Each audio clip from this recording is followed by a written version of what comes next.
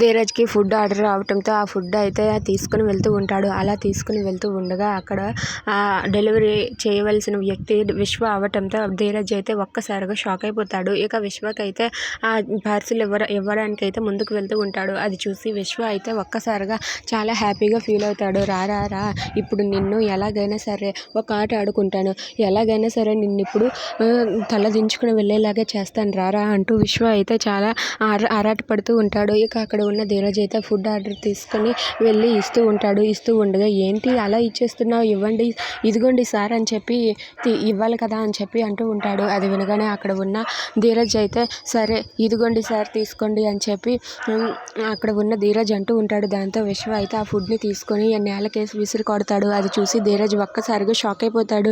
ఏంటి విసిరి కొట్టాడు, అయ్యో ఫుడ్ అంతా వేస్ట్ అయిందా అని చెప్పి వెళ్ళి ఆ ఫుడ్ని ఎత్తుతూ ఉంటాడు.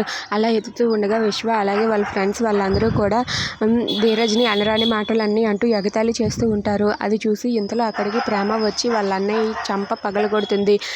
ఏంటే నువ్వెందుకు ఇక్కడికి వచ్చావు అని చెప్పి అడుగుతూ ఉంటాడు విశ్వ. దాంతో అక్కడ ఉన్న ప్రేమ అయితే ఏంట్రా నువ్వు ఇలా ఎగతాళి చేస్తూ ఉంటే చూస్తూ ఉంటాను అనుకున్నావా అని చెప్పి అంటూ ఉంటుంది. దాంతో అక్కడ ఉన్న విశ్వ అయితే నీకు దీనికి ఎలాంటి సంబంధం లేదు, అసలు నువ్వెందుకు ఇక్కడికి వచ్చావు, మర్యాదగా ఇక్కడ నుండి వెళ్ళవు అని చెప్పి విశ్వ ప్రేమతో అంటాడు. దాంతో ప్రేమ అయితే ఏంట్రా ఏం మాట్లాడుతున్నావు, నువ్వు నా భర్తతోనే ఇలా మాట్లాడతావా, నా భర్తని ఎగతాళి చేసి మాట్లాడావంటే మర్యాదగా ఉండదు అని చెప్పి ప్రేమ వాళ్ళ ఆయన గురించి గొప్పగా చెప్తుంది. అది విని ధీరజ్ అలా చూస్తూ ఉండిపోతాడు. Please subscribe.